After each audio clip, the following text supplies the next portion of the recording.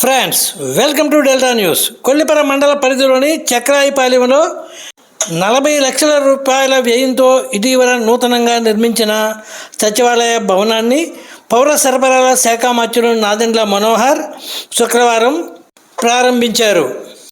మంత్రి రాకను పురస్కరించుకొని మహిళలు పూలతో ఘన స్వాగతం పలికారు.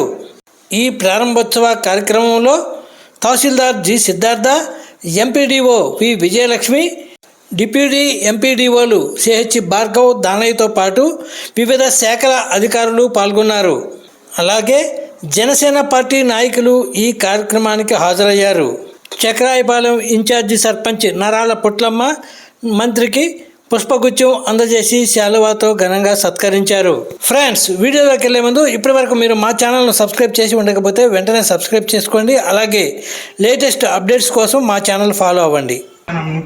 ఓం దేవీం భాజమంతు దేవాస్తాం విశ్వరూపాః పశువా వదంతిః సానామద్రేషమోర్జం దుహానాం ధనుర్వాగస్తాన్ వదస్తైదః యశ్వో నామ రూపాభ్యాం యదేవి సర్వమంగళః తయా స్నాతుం ధం సర్వదో జయమంగళం శుక్లాం భరతరం విష్ణుం శుభార్ణం చతుర్భుజం ప్రసన్నవదనం ధ్యాయే సర్వవిఘ్నోపశాంతయే.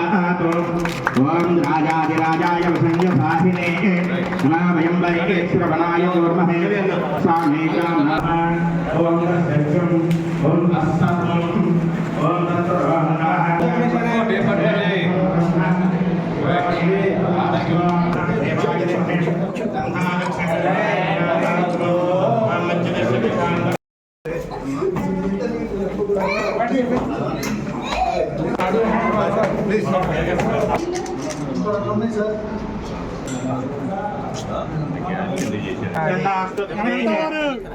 యత్పురుషేణ అభిషేకం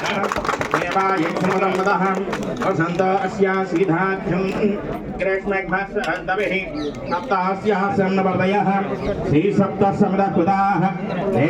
అధ్యక్షులు ఎంపీపీ గారిని కూడా వేదిక వద్దకు వేదికని అలంకరించవలసిందిగా కె శ్రీదేవి వారిని కూడా వేదికను అలంకరించవలసిందిగా ఆహ్వానిస్తున్నాం.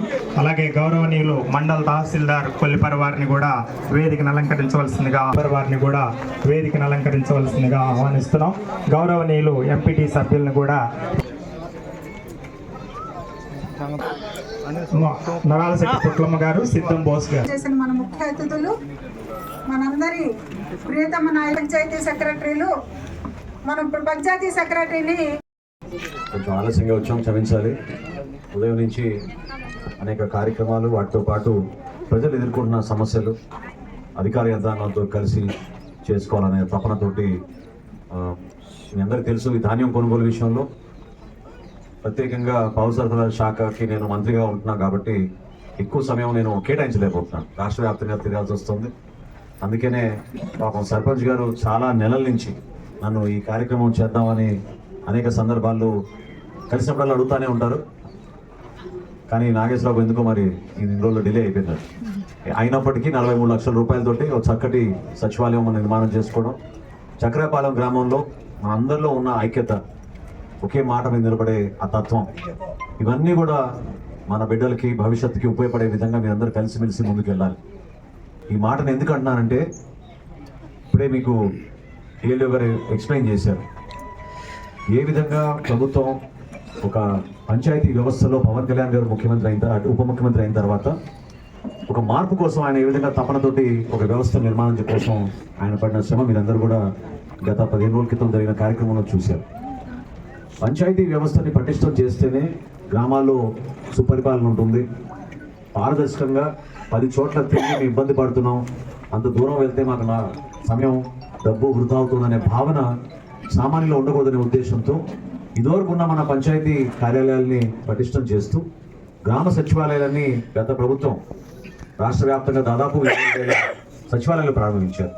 మహాత్మా గాంధీ గారి 151 పుట్టినరోజు సందర్భంగా ఆ కార్యక్రమాన్ని వాళ్ళు నాంది పలికినప్పుడు ప్రతి గ్రామ సచివాలయం కాదు, వీళ్ళు ప్రభుత్వ ఉద్యోగులు, 100% ప్రభుత్వ ఉద్యోగులు. ప్రభుత్వం వీళ్ళకి జీతం ఇస్తుంది ప్రతి నెల.